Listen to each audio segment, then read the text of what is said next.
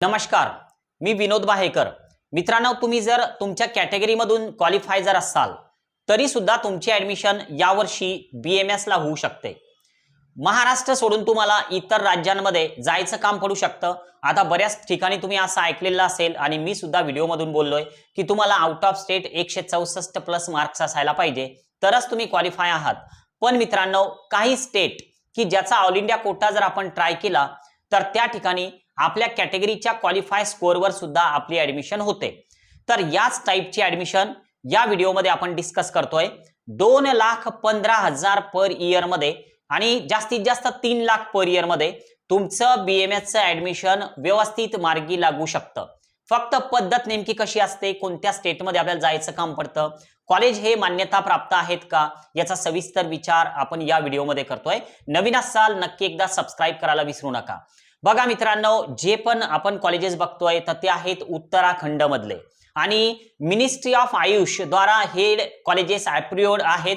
NCISM द्वारे approved आहेत आणि जी आपली उत्तराखंडची युनिव्हर्सिटी आहे देहरादूनची, जसं आपलं महाराष्ट्राची युनिव्हर्सिटी आहे Maharashtra university of health science नाशिकची, तर त्याच पद्धतीनं देहरादून म्हणजे उत्तराखंडची युनिव्हर्सिटी आहे।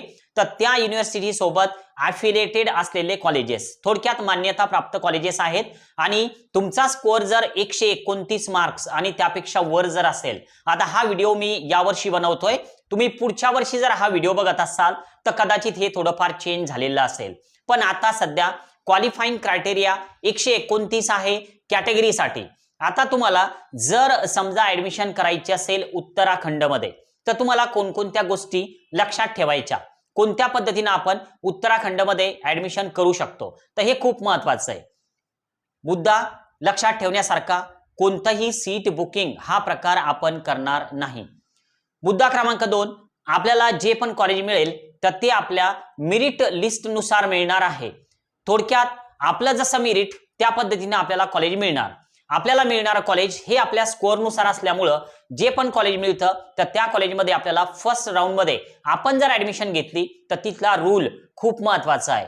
थोडं ऐका, कारण 2,15,000 मध्ये तुम्हाला BMS ला क्वालिफाय स्कोअरवर जर ऍडमिशन मिळत असेल तर रूल सुद्धा आपल्याला माहिती असणं गरजेचे आहेत।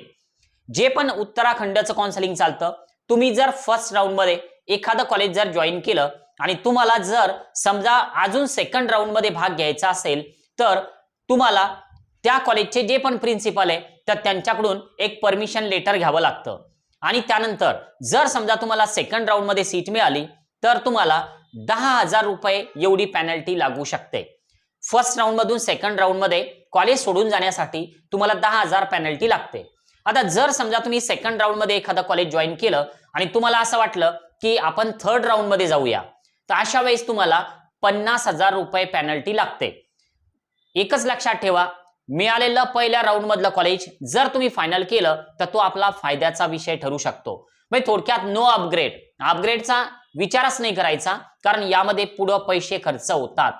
जर तुम्ही शेवटच्या राऊंड मध्ये सीट कॅन्सल करायचा प्रयत्न केला तर 4 वर्ष 6 महिन्यांचे पैसे भरून द्यावे लागतात। आता विषय येतो की खर्च नेमका कसा येईल, तर ते बघूया। बघा, आता स्क्रीनवर एक तुम्हाला जी इमेज दिसते तर त्यामध्ये जे कॉलेज सर्वात कमी फीज वाला आहे तर ते मी घेतलेलं आहे। प्रथम वर्ष 2,15,000 रुपये एवढी फीज दिसते, द्वितीय वर्ष 2,15,000, तृतीय वर्ष 2,15,000, चौथं वर्ष 2,15,000 आणि अंतिम 6 महिने 1,10,000। तर एवढं तुमचं कॉलेजचं टोटल झालं। आता या व्यतिरिक्त तुम्हाला त्या ठिकाणी हॉस्टेलची सुविधा, मेस हे कंपल्सरी नसतं, पण काही कॉलेजेस कंपल्सरी करतात, काही कॉलेज बाहेर राहायला सुद्धा अलाउड करतात। तर त्यामुळं 77,000 रुपये प्रति वर्ष एवढा तुम्हाला या ठिकाणी हॉस्टेलचा चार्ज दिसतो। या व्यतिरिक्त तुम्हाला पुस्तकं इत्यादी जो खर्च येतो त्यामध्ये समजा कॉलेजचा इतर शुल्क सगळे झाले तर 15,000 रुपये वन टाइम पे करावे लागतात। थोडक्यात 2,15,000 रुपये कॉलेजचे, 77,000 रुपयामध्ये तुम्हाला हॉस्टेल मेस झालं, 15,000 रुपये तुमचा इतर पहिल्या वर्षीचा खर्च झाला। तर आता तुम्ही जर हॉस्टेल मेस जर नाही घेतलं तर तुम्हाला पहिल्या वर्षी 2,30,000 रुपये भरावे लागतील, सेकंड इयरला तुम्हाला 2,15,000 रुपये द्यावे लागतील आणि शेवटच्या वर्षी तुम्हाला 1,10,000 रुपये द्यावे लागतील जर हॉस्टेल मेस नाही घेतलं तर। विषय पुढचा असा की सर यासाठी प्रक्रिया, तर बघा जर तुम्हाला ही प्रक्रिया स्वतःची स्वतः करायची असेल तर तुम्ही नक्कीच उत्तराखंडच्या काउन्सिलिंग प्रक्रियेमध्ये भाग घेऊ शकता. पण जर तुम्हाला आमची हेल्प लागत असेल तर दिलेल्या नंबरवर तुम्हाला फक्त उत्तराखंड BMS काउन्सिलिंग असा मेसेज करायचा आहे. लक्षात घ्या, जर तुम्ही एक सहज टाइमपास म्हणून मेसेज करत असाल तर कृपया करू नका, कारण इतर विद्यार्थी की जे खरोखर इच्छुक आहेत त्यांना कमी स्कोअर आलेला आहे, पण यावर्षी त्यांना त्यांची ऍडमिशन मार्गी लावायची, तर या विद्यार्थ्यांचं त्यामध्ये नुकसान होतं. तुम्ही काय करता की मी कर्नाटकचा व्हिडिओ बनवला, तुम्ही कर्नाटक काउन्सिलिंग मेसेज करता. मी महाराष्ट्राच्या BMS व्हिडिओ बनवला, तुम्ही महाराष्ट्र BMS काउन्सिलिंग मेसेज करता. म्हणजे जे मी सांगेन तर असे बरेचसे व्हॉट्सअप नंबर आहे की जे सगळं ट्राय करतात आणि फक्त माहिती विचारतात, करत काहीच नाही.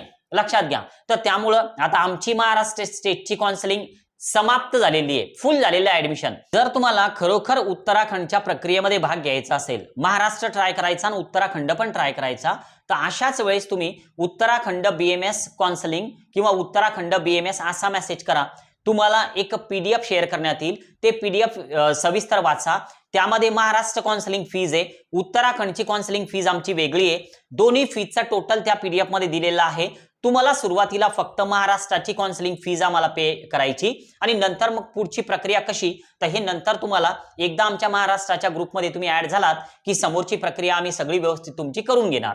पण फक्त तुम्ही एक टाइमपास म्हणून जर मेसेज करत असाल तर कृपा करून करू नका. इतर विद्यार्थ्यांचं नुकसान आपल्यामुळे होऊ नये तर याचा थोडा विचार तुम्ही करावा, ही एक नम्र विनंती. आज आपण या ठिकाणी थांबूया. Okay, bye.